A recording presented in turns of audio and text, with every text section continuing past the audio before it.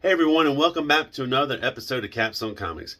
I'm Kenny Caps, and today I'm going to show you how I made my comic book wall display. Let's get started.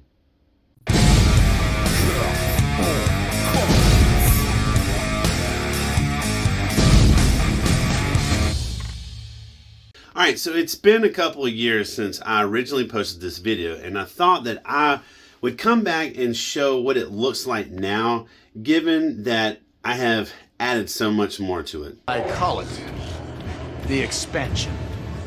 So I'm going to redo the whole thing, but I've cleaned up some of the audio and I've got a new ending on it. So I hope you enjoy. Thanks. Okay, so this first picture is a bunch of milk crates, and when I started collecting comic books in the early 90s, this is what I kept my comic books in. I got into comic books pretty much with the death of Superman, and yes, there was a speculation boom, but you know, I was just really pulled in, and I got all the comic books that you see in these 3 milk crates, all from a Walmart in my small town in Lower Alabama. I still keep these in there, and I know this is not the best way to store comic books. They are bagged and boarded, but they are all practically worthless, you know, because they mass produce so many of these books. So the next picture is, as I got older, I started to get better comic books, more high-end comic book stuff that had a little bit more value, and used to keep them here in this antique sideboard. You can just barely make out Avengers number 2 right there, and on top of that is one of my first Slabbed comic books, Avengers number 1. As I started collecting more and more Slabbed comic books, they did not fit so well in the sideboard, and I needed to do something better with it. And with me always preferring art over the story, I wanted to be able to look at my comic books. Eventually, I moved on to these wall hangings, and as awesome as they look, they are really only good for a few comic books.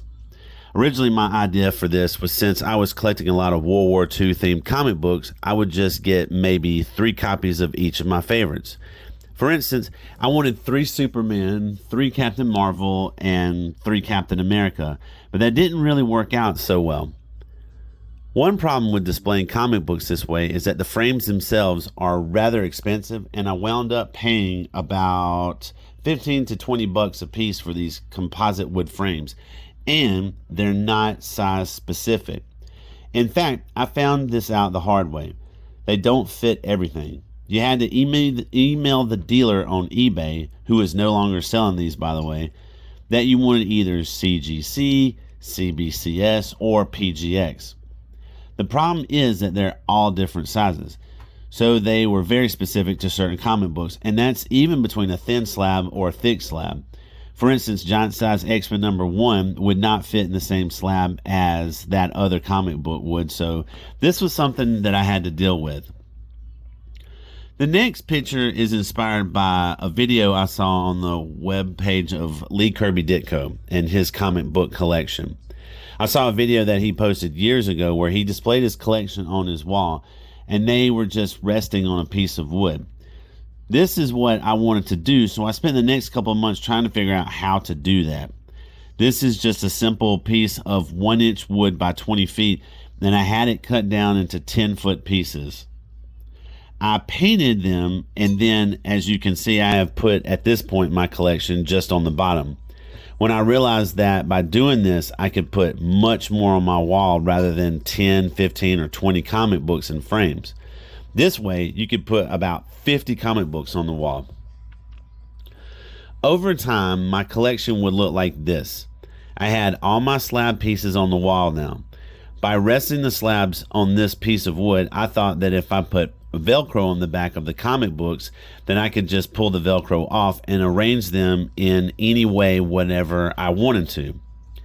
This is a close-up shot of an empty spot with 25 pieces of small Velcro. I bought a buttload of this stuff from China, and I thought that this would be really easy and really effective.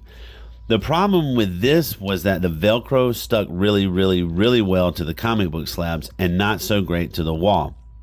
As a result, large chunks of the wall would get ripped off, and I was constantly having to apply new pieces of Velcro.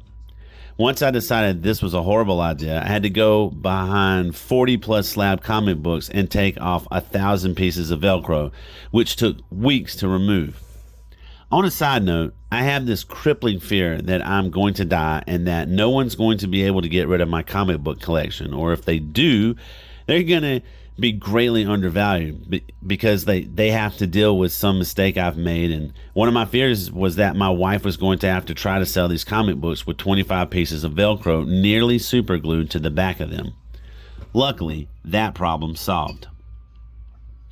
Another problem I had with this Velcroed approach is that I like my comic books stored on the wall in a chronological order. That means if I get a new comic book, it doesn't go to the bottom. It has to go in order. So in order for that to happen, I needed to move to something that would be more fluid. This picture shows J Channel. I saw this on another YouTube video and it looked like a great idea, so I decided to go this way.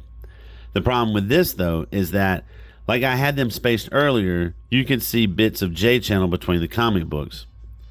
The remedy for this was to slam them all together, which gave me an extra comic book per row, which is nice if you're collecting comic books.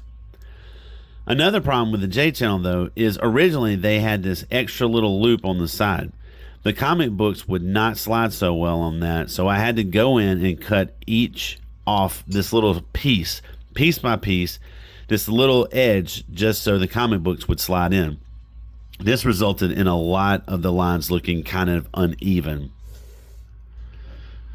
This is a small video of the comic books being slid down, which is what I wanted, and by moving to this J Channel, I was able to finally get what I wanted. Now, in earlier pictures, you may have seen a light switch. This is yet another problem that I faced when having this because it completely took away the space of a comic book.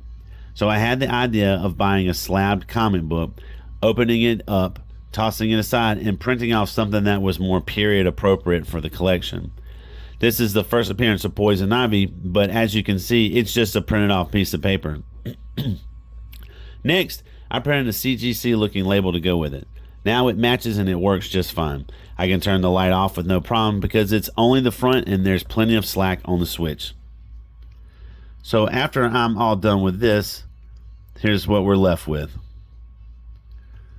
Later, because I ran out of room, I went back and got those pieces I never used and added the expansion, which as you can see is full again.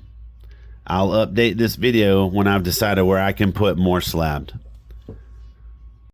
Well, that wraps up another episode of Capstone Comics. Be sure to like, subscribe, and leave a comment below. Thanks for watching.